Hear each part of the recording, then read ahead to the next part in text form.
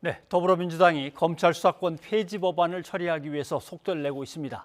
처리 전망이 어떨지, 또 지방선거에 미칠 영향은 어떨지 장성철 대구 가톨릭대 특임 교수와 자세히 짚어보도록 하겠습니다. 어서 오십시오. 안녕하세요. 자, 검찰 수사권 폐지 법안 처리를 놓고 뭐 여야 간에 삿바 싸움이 계속되고 있는데 양쪽 원내대표 얘기를 한번 좀 먼저 들어보죠. 네.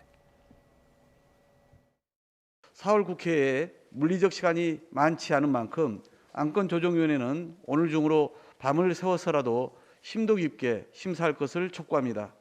국회의장님께도 요청드립니다. 22일 내일 본회의를 소집해 주십시오. 권력기관 개혁 법안을 막기 위한 마타도어는 중단돼야 합니다. 수사권, 기소권 분리는 참여정부 때부터 오랜 기간 수기해온 대국민 약속입니다. 민주당은 오직 기득권 사수를 위해 국회 선진화법의 정신마저 짓밟고 있습니다. 더구나 검수완박법은 민주당 비대위원의 3분의 2가 반대할 뿐만 아니라 대법원, 대검찰청, 대한변협, 민변, 학계, 참여연대, 경실련 같은 시민단체마저 반대하고 있습니다. 부패범죄 권력형 범죄 수사를 원천봉쇄하는 죄인 대박법이 될 것이 분명하기 때문입니다. 네, 박홍근 원내대표 지금 얘기하는 거 들어보면 네. 국회의장께도 부탁드립니다. 네. 내일 본회의 열어주십시오. 네. 이렇게 했단 말이죠. 근데 지금 안건조정위원회 들어가서 네. 끝나면 소위원회도 있고 상임위원회 전체위 있고 이게 하루 만에 다 끝나나요? 어렵지가 않습니다. 어렵진 않아요? 예, 민주당이 절대 다수 의석을 점하고 있기 아. 때문에 어렵지가 않아요.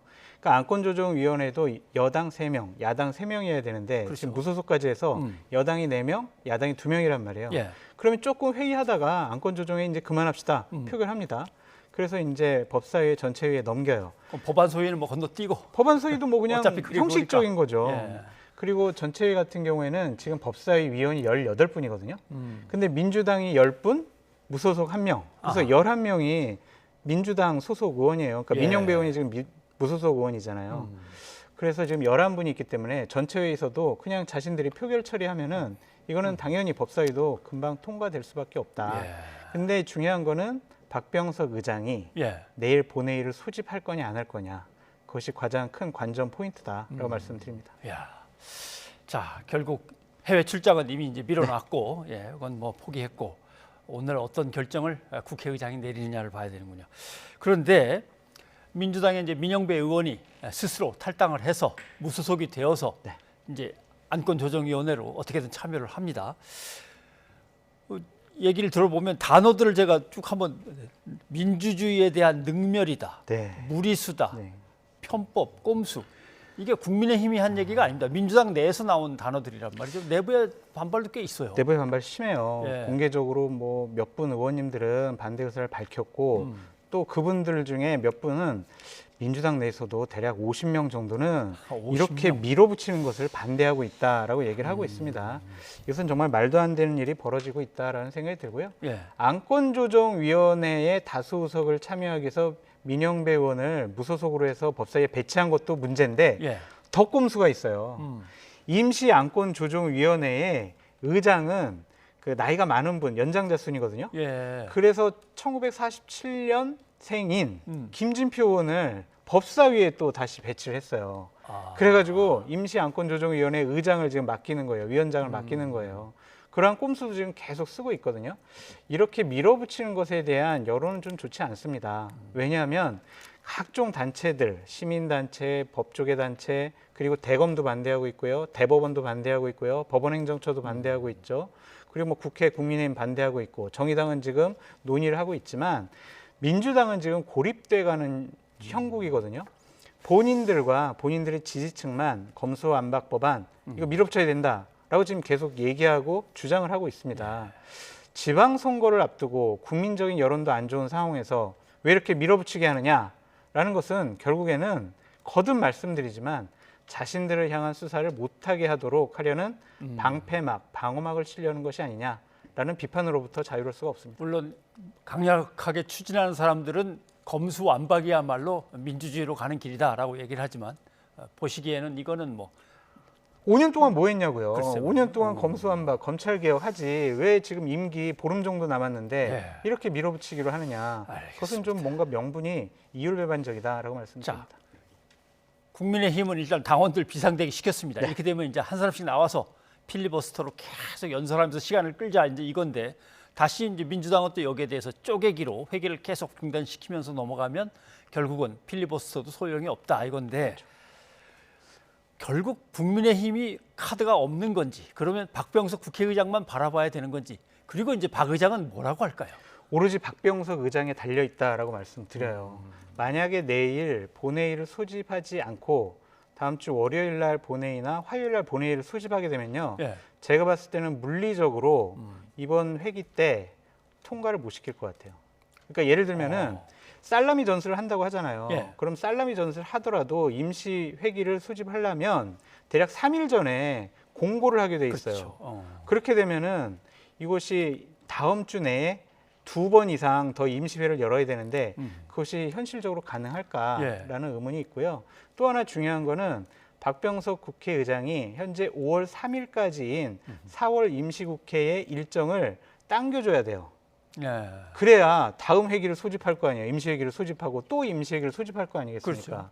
그러니까 그 4월 임시회기를 당겨주지 않으면은 이것은 민주당이 살라미 전술을 쓸 수가 없다라고 예. 생각을 합니다. 그리고 기본적으로 내일 법사위에서 이 안건이 통과돼서 국회 본회의에 부의하더라도 안건 처리하겠다는 상정을 하지 않으면은 예. 이거는 처리를 할 수가 없어요. 그것도 그래서 국회의장 몫이네요. 오로지 국회의장 예. 몫입니다. 국회의장이 정말 이번 법안 처리에 가장 결정적인 키포인트다라고 말씀드립니다. 자, 지금 국회의장은 무슨 생각을 하고 있을지 모르겠습니다. 어쩌면 내가 왜 하필 이럴 때 국회의장을 맡았나 하는 생각을 할까요? 근데 이제 과거의 예를 한번 들어볼게요. 박병석 국회의장께서는 직권상정을 한 것들이 몇 가지가 있는데 민생 법안과 관련해서는 직권상정했습니다. 예. 예를 들면 임대차 3법 같은 경우에는 민생 법안이니까 내가 직권상정해서 처리하겠어라고 했어요. 근데 작년 9월 달에 있었던 언론중재법 같은 경우는요. 민주당이 그렇게 압박을 했는데도 결국 직권상정을 하지 않았습니다. 네. 여야 합의해봐. 왜냐? 이거는 사회적으로 정치적으로 합의가 필요한 법안이지 이거는 민생 법안과는 좀 달라라고 하셨거든요. 그래서 이 검수완박 법안을 박병석 국회의장께서 민생 법안으로 볼 것인지 아니면 정치적 논란이 있는 사회적 논란이 있는 법안으로 볼 것인지 그 관점도 저희가 지켜봐야 할 것 같습니다. 사실 국회의장은 당 소속으로 움직이는 자리는 아닙니다. 그죠? 그렇죠. 그건 맞습니다. 예. 그런데 이제 임기가 대략 한 달 정도 남으셨잖아요. 한 달. 그럼 이제 6월 달에는 다시 민주당 소속으로 들어가야 복귀하셔야 되는데. 돼요. 이거 처리 안 해주면은 배신자 박병석 물러가라. 이런 얘기가 민주당 강경파 의원들한테 나올 수밖에 없어요. 예. 그래서 상당히 곤혹스러우실 것 같다라는 생각이 듭니다. 근데 아무튼 국회의장이 어떻게 생각을 하고 어떤 결정을 낼지 모르지만 이번 회계 제대로 안 된다면 다음 정부로 넘어가면 다음 대통령은 무조건 거부권 행사한다라고 이제 인수위도 얘기를 하고 있는데 그렇게 되면 이제 어떻게 또 엉킵니까? 그러니까 기본적으로 오늘 이영호 인수위 간사가 아니 이 법안이 다음번 대통령이 뭐 처리할 수 있게 되면 당연히 거부권을 행사하겠다라고 발표했어요. 이거는 일관된 입장 같습니다. 작년 3월에 윤석열 당시 검찰총장이 검찰총장직을 그만두면서 했던 얘기가 있죠. 네. 검수완박, 부패완판. 검수를 완박하면은 이거는 부패가 판을 친다라는 생각이에요. 그래서 오늘 인수위 측에서도 왜 거부권을 행사하느냐 3가지 이유가 있다라고 얘기를 한 거예요. 하나는 형사사법 체계에 큰 혼란을 불러일으킬 것이다라는 것. 두 번째는 위헌이다. 세 번째는 국민 인권이 후퇴된다. 결국에는 수사를 못하니까 네. 범죄 피해를 받은 대다수의 선량한 국민들이 피해를 받을 수밖에 없다라는 것이 논리입니다. 아무튼 지금 민주당 내부에서의 나름대로의 반대 의견은 이렇게 목을 맬 만큼 시급하고 중요한 안건인 거냐라고 하는 얘기, 그다음에 방식 자체에 동의를 좀 못하겠다 반발이 계속되고 있습니다. 자, 그런데 뭐 날짜는 계속 지나가고 지방선거는 이제 41일 남았습니다. 이렇게 되면 국민의힘은 이제 민주당이 나름대로 지금 검수완박에서 뭔가 헛발질을 하는 걸로 결론이 나게 된다면 몰고 갈 거고, 그렇지 않는다 하더라도 뭐 정권에 대한 어떤 심판을 계속 이어가면서 주장을 하겠죠. 그러니까 국민의힘 반응은 이거죠. 검수완박하면 지민 완박된다 이런 식으로 얘기를 하는 거예요. 지방선거 때 민주당은 완전히 박살난다 이런 얘기를 하고 있거든요. 이러할 일이 벌어질 수도 있을 것 같아요. 아까도 말씀드렸듯이 민주당과 민주당 지지층만 이 법안에 지금 처리를 강하게 원하고 있고 다른 쪽은 다 반대를 하고 있습니다. 네. 그런 탓인지 여론조사를 보면 오늘 나온 여론조사를 봐도 이것은 이렇게 빨리 처리하면 안 돼라는 여론조사가 훨씬 높습니다. 네. 국민 여론도 이 법안의 강행 처리에 좀 반대를 하고 있다라고 말씀을 드리고요. 오늘 아침에 오전에 중요한 이제 증언들이 나왔죠. 양양자 의원이라든지 민변 참여연대 소속의 한 변호사께서 아니 민주당 이 법안 처리하려는 것은 자신들이 이 법안 통과되면 20명 감옥 가. 그래서 이거 통과시키면 안 돼. 예. 이런 식의 얘기를 들었다라고 했고 그 참여연대 변호사 같은 경우에는 그 얘기를 한 사람 내가 이름까지도 내가 공개하겠다. 오. 이런 식으로 얘기를 하고 있거든요. 예. 이렇다면은 과연 민주당이 지금 현재 밀어붙이는 저 검수 완박은 검찰 개혁을 위한 것이 아니라 자신들을 향한 수사를 막기 위한 방패다라고 볼 수밖에 없죠. 네, 알겠습니다. 국민의 민심은 과연 얼마나 흔들리느냐는 이제 뭐 선거 결과를 봐야 되니까 네. 한번 좀 지켜보긴 하고 또 하나 민주당이 상당히 좀 이렇게 곤혹스러워졌던 상황이 서울시장에 나가겠다고 그렇게 목을 맨 송영길 전 대표에 대해서 일단 못 나가게 막아버리고 박주민 의원에 대해서도 못 나가게 막았다가 아니 그런 게 뭐가 왜 경선에도 못 나가게 하느냐라고 하는 반발 때문에 다시 이제 또 살려놨습니다.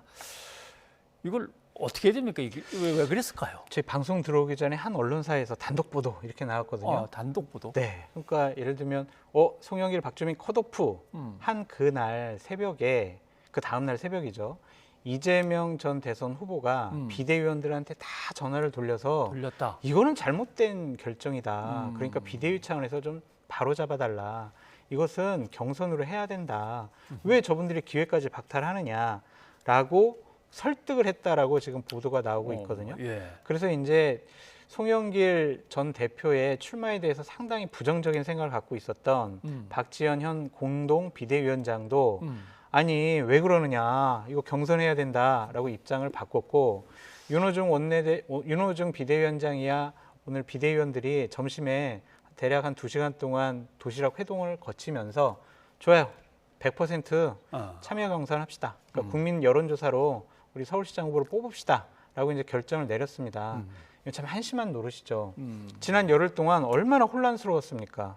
서울시장 누가 나가네 안 나가네 되네 안 되네 하면서 오락가락한 그런 모습을 계속 보여왔습니다. 그러면서 각종 여론조사를 보면 민주당의 서울시장 후보는 오세훈 서울시장 후보의 경쟁력이 상당히 뒤떨어진다는 여론조사만 계속 나왔어요. 내부에 분란이 있으면요 선거는 절대로 이길 수 없습니다.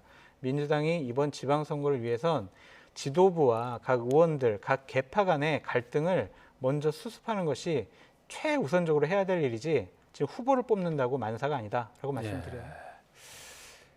말씀하신 대로 박 전 비대위원장은 틀림없이 아니 나오시면 안 되죠 책임지고 물러나신 분이라고 했는데 그래도 경선은 뭐 하셔야죠. 이제 말이 이렇게 되니까 근데 박 전 비대위원장이 어느 계파에 속한 건 아닐 거 아닙니까? 이제 막 영입됐는데 속파가 아닌데 있나요? 우리가 알려지기로는 이재명 전 대선 후보가 당신 우리 당에 와서 공동 비대위원장 좀 맡아줘 여러 차례 설득을 해서 비대위원장 맡았다라고 보도가 됐잖아요. 아하.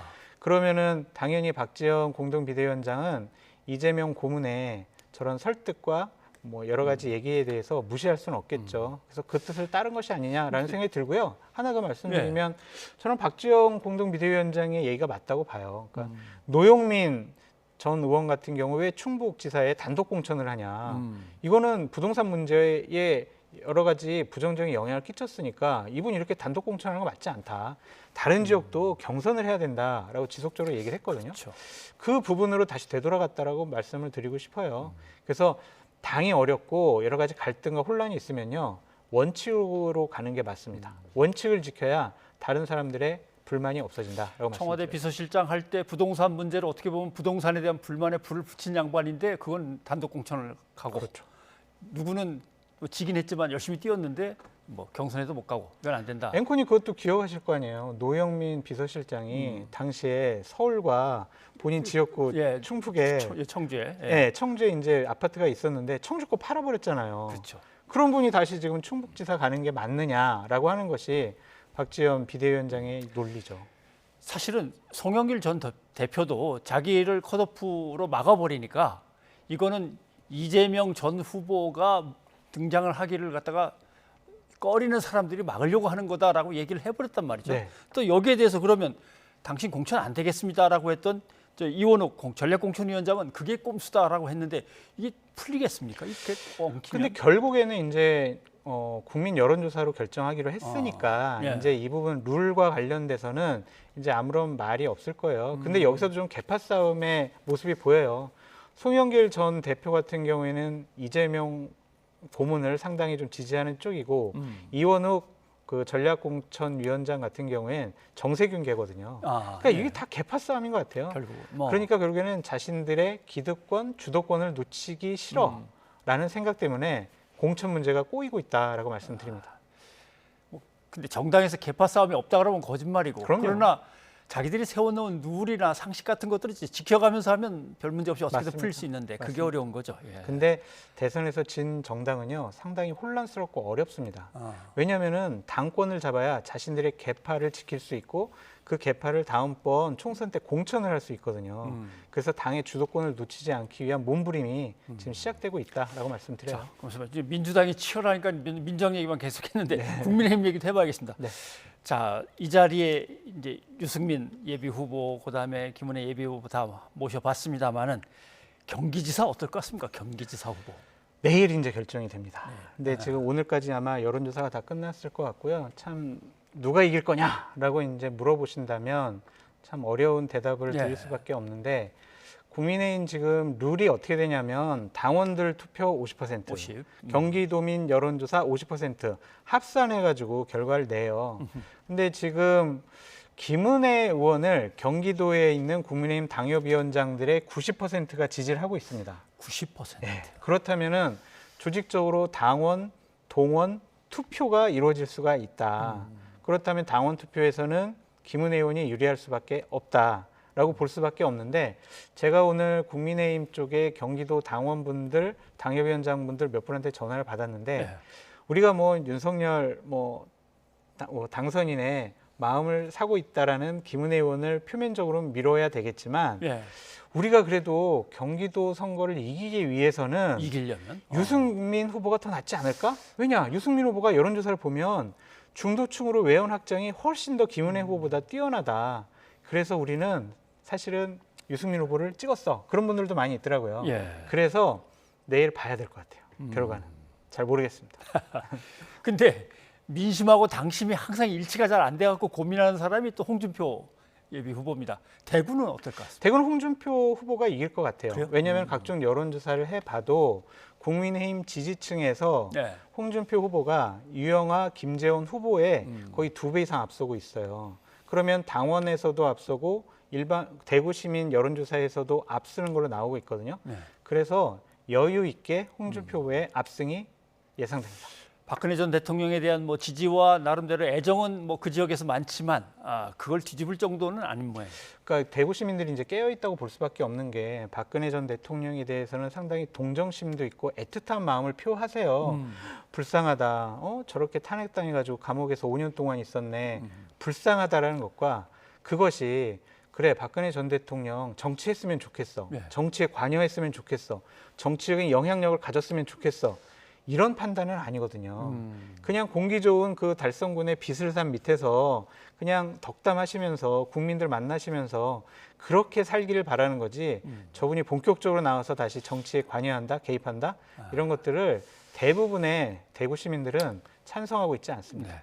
지방 행정을 관장하고 서울에 올라가서 여의도에 가서 예산을 막 따오고 뭐 이런 것들이 이제 나름대로 지자체장의 역할이라고 한다면 거기에 이제 박근혜 전 대통령을 연결시킬 수 있겠느냐 하는 거군요. 근데 이런 것도 있어요. 예를 들면은 대구시장이 되려면은 대구 시민들의 마음을 사야 되잖아요. 그렇죠. 근데 유영아, 김재원 후보 같은 경우에는 박심, 윤심 얘기만 하고 있어요. 저는 윤석열 당선인과 더 친해요. 영향력이 많아요. 박근혜 전 대통령은 저를 지지해요. 이거랑 대구시장이랑 뭔 상관이 있어요. 그러니까 이런 것들에 대한 대구 시민들의 평가가 있을 것으로 보여집니다. 알겠습니다. 자, 장성식 교수님 오늘 여기까지 듣겠습니다. 고맙습니다.